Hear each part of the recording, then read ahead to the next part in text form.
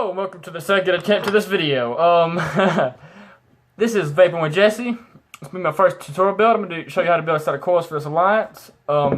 This will be my video, or this will be my coils that are going to go on my Noisy Cricket, and I can show you how it performs on there. This should ohm out around 0.53 on my on my Tug Life, so it's about 5 ohms. I mean, IPVs and stuff like that. Each ohm reader is a little bit different. Mine reads at about, probably the most accurate one is the DNA. That's what I've heard. First thing we're going to be doing is going over what products I will be using today. I have a light to help with the lighting. I'm using a bag of cotton bacon. Get you a big bag like this. I've had this for probably 6 months. You can get you a bag like this for about $5.99, $6.99 online. Be using a Coil coil jig. It makes it coil building super easy. It makes it to where anybody can use it. You can get these for about $5 on eBay. Master Clouch 24 gauge A1 Canthol. Be using it today for the wire, and then we're going to be using a $2 precision screwdriver set that I picked up at the dollar store that works just as good as any other set. So you can get your coils for pretty cheap. This is for you people who want to get into coil building. The screwdriver you'll need today is the biggest one that comes in there, as well as I used the smallest one to tuck the cotton. And I used a flathead to insert the coils with. So we need these three, and you can put the rest away. I need to go ahead and grab another piece because in the last video I messed up my coil. So let's get another piece out. You want to cut about a piece about a foot long. That way it gives you plenty of room to work with. You want to get it and cut it. Put it back on your little wire holder thing. Not sure what it's called. Want to straighten it out. A lot of people put theirs in a drill to straighten it out. It doesn't really do anything. It's not super important. You want to insert it through, and you want to leave about that much left, so you have something to trap. Well, about that much down, and then you trap it down. Then you want to start your first wrap, and then you want to slowly wrap and count as it wraps it.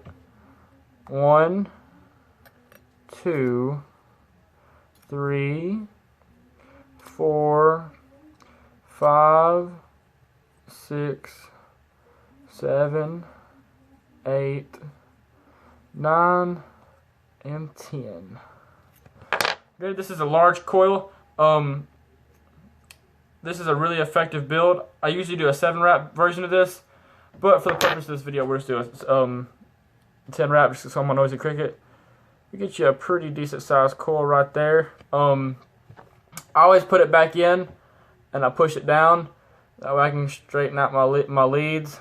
So you get 2 nice leads. You want to make sure that both leads, one on the bottom and one on the top, both go the same way because you need it to go that way to put it in your RDA. We're going to go ahead and wrap both of them, that way we can get the coil making out of the way. This bothers me at the end, so we're going to use this end as the lead will trap down.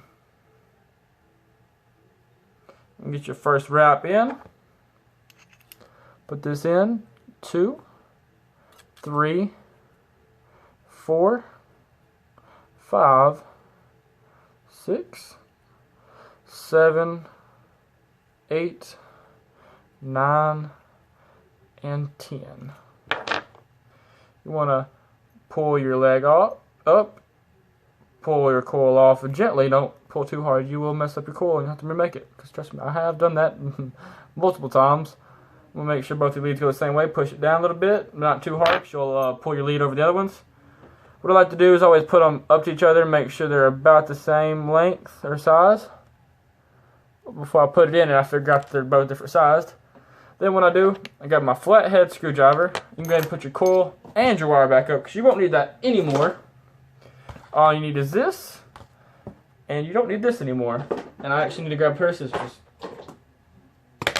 Grab that. Put your coil inside of your flathead screwdriver. By the way, this is also around a 3mm if you don't have one. I need to back out my screw some. Just makes it easier.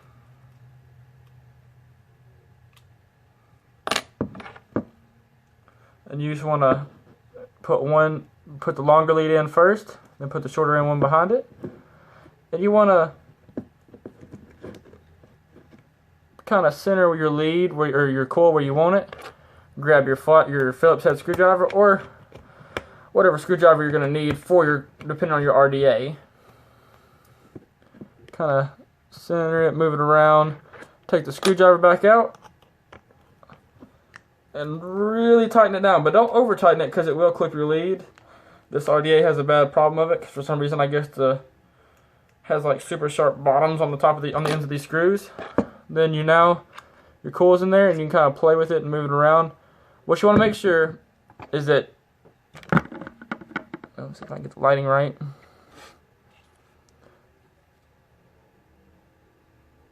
Okay, you want to make sure that your leads do not cross because that will be bad. It will not vape effectively. You want to pull it back up. You actually will need your wire cutters a lot. You want to cut your leads as short as possible. And you are halfway done. You have one coil installed. And of course we'll move it around, squeeze it, play with it, get it perfect in the end. But right now we're just trying to worry about getting them installed. Actually, what I should do, until we get the other coil installed, pull it down so that it's out of the way so that when you put your other coil in, it's not as hard. Grab your flathead screwdriver, put it in, longer lead in first, shorter end lead behind it. You want to make sure you avoid your other coil because you don't want to try to cut it when you're trying to cut the lead on this. And I'm actually going to switch this around because I'm right-handed. Okay, I'm going to just kind of center it in right there and hold it in place with my other hand and tighten it down, straighten it up, push it over, come back to Phillips head again, and really tighten it down. Okay, nice and tight. And again, you want to clip your leads.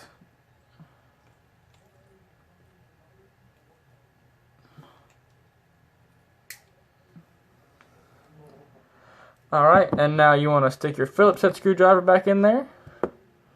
Scoot it over, make it centered. I also have a problem with it being level because I like them to be nice and level.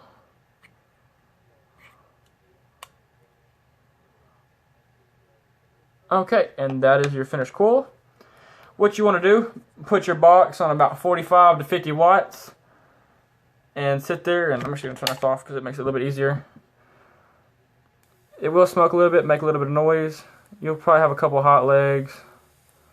You want to just play with it, heat it up. It'll make a little noise at first. If it's a built RDA that's already had juice on it, because what it happens is it's burning all the old juice up, drying it up.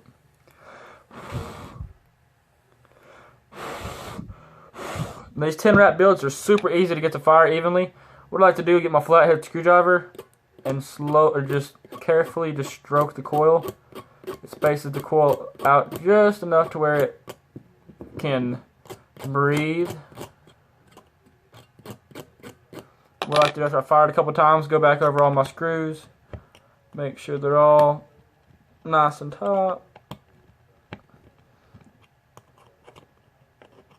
Because if they're loose, it won't fire correctly.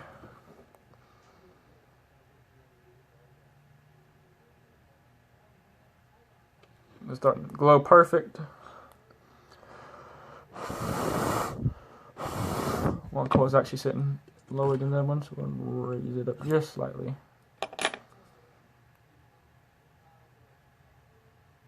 And of course that messed it up. What you can also do is put your screwdriver in there and kind of just wheel it around, go back and forth, up and down, back and forth, and kind of do a circular motion on both sides. This makes it to where it also spaces the coil out and overall gives it a better breathing area. Also, my coil jig is around a 3mm, so this is how it will ohm out if you use a 3mm. But you can use this method for any coil, any size. She's starting to look nice and pretty. Let me just stroke her a few more times.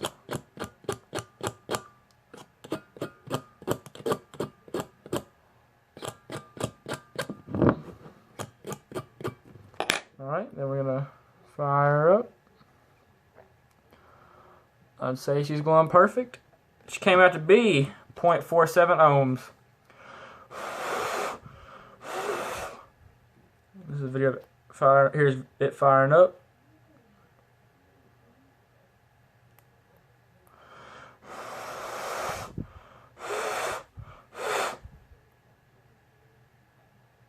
One side's firing slower than the other one.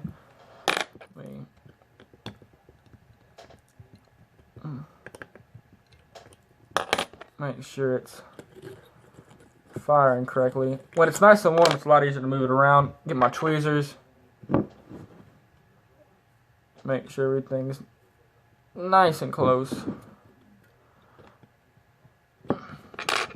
Then, if you have ceramic tweezers, you can squeeze it while it's heating up, which is convenient. If not, you can heat it up, let off, and then squeeze it. Kind of play with it a little bit. And then go back to your flathead while it's still warm. Space it back out a little bit. Now this is a process. It takes a few minutes to, of course, do this, but you don't want to have even firing coils because one side will get burn juice off faster.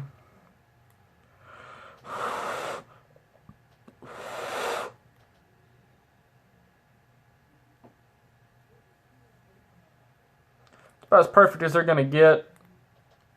I know you can't really see it, but that's that.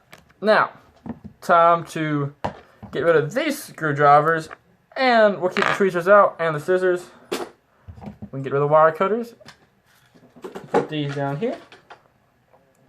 We are on the last step. If you've made it this far, congratulations on building your first coil, or maybe not your first coil. Congratulations on making it this far in the video. You want to get you a little bit of cotton out. What I like to do, I'm going to pull this off of this. Get your cotton. Have us a nice thick strip here. I'm actually going to pull this almost in half. Put that back in there. And then I'll break it in half.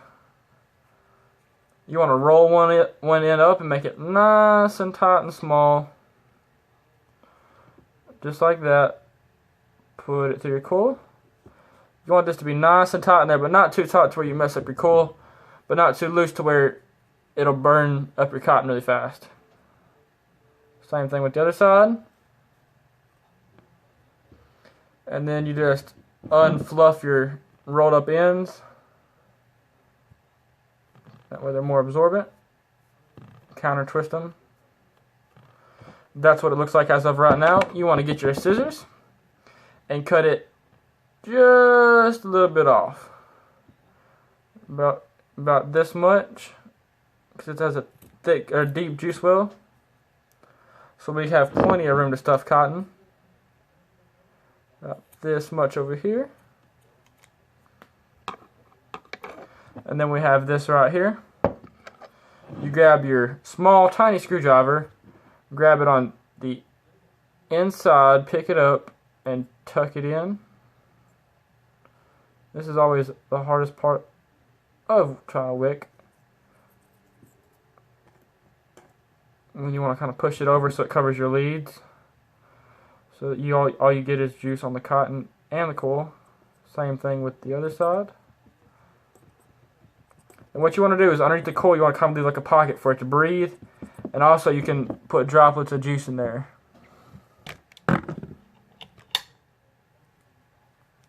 And here. Alright, now time to work the other side. Pick it up on this side. And tuck. Same with this side.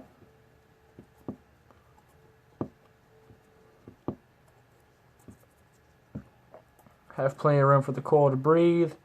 Not covering up any wraps. Have space in the bottom. And also we have cotton in between the deck. Now that we're done with that, we can get rid of our cotton, our scissors, and our screwdrivers.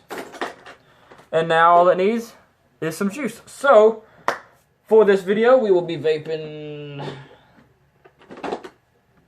Goopy by Mix Sauce.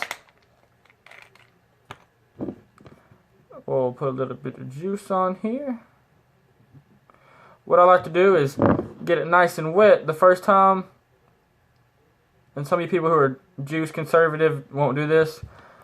Just fire it up, make sure vapors come out, because your cotton will have a break-in. So this just breaks it in, heats it up, makes it absorb better.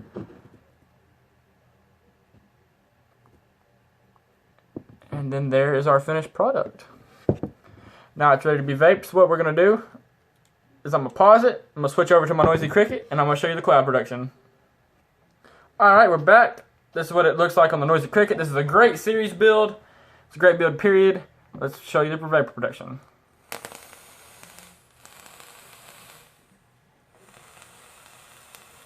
This is for you people who are not really crazy about doing the 0.25 ohms on these Noisy Crickets, which is me, because that's just too warm for me. Alright, sorry about that, guys. I had to do something. Alright, so now we got it juiced, vaped, wicked, built, everything like that's done. So what we're going to do is I'm going to back up and show you vapor production.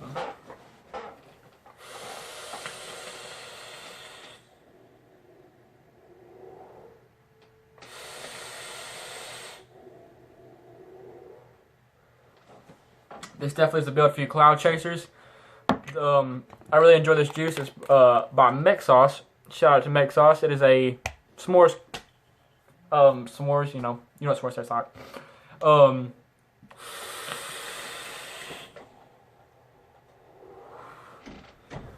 So it definitely chucks the clouds, and it is a great build, and didn't take me long to do, and did it in under 20 minutes without doing a lot of cutting and stuff like that. So yeah, guys, thanks for watching this video. If you made it this far, thanks for everything. If you enjoyed this video, please hit the like button below,